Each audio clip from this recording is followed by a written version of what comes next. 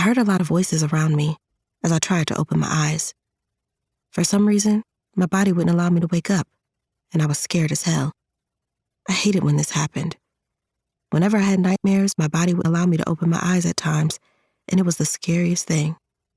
This was much worse, though, because I wasn't sure where I was. My body was in a lot of pain, and so was my throat. "Jessica?" I heard Kendone's voice say as he grabbed my hand. I could sense him towering over me, and I was finally able to open my eyes. The light was bright as hell, and I recognized the grimy ceiling. "What?" I tried to speak and ask why I was in the hospital. I realized something was plunged down my throat, and it was hella uncomfortable. I tugged on it lightly, but Kendone stopped me. "1 second, Jessica," I heard Nick say, as she lightly jogged out the room.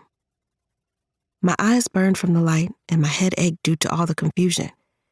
Kendone was holding my hand while standing over me, and I squeezed it tightly. He looked stressed and worried, and I needed to know why.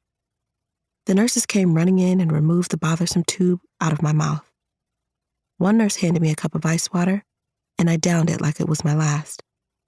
My throat felt like it was bleeding, and I wanted to cry from all the pain.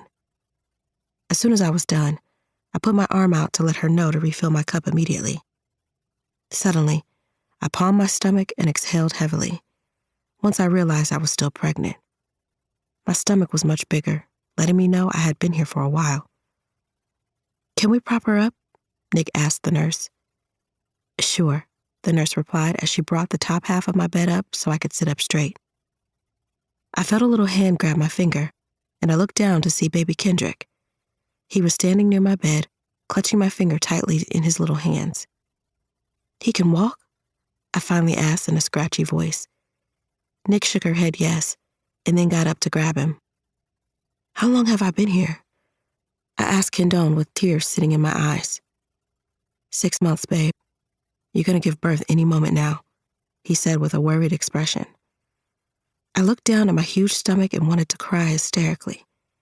I pulled my gown outward by the collar so that I could look down it. My stomach was big as hell, and I started to cry hard. I missed all of my pregnancy, and I didn't understand why. I was so excited to find out I was pregnant, but I didn't get to enjoy any of it.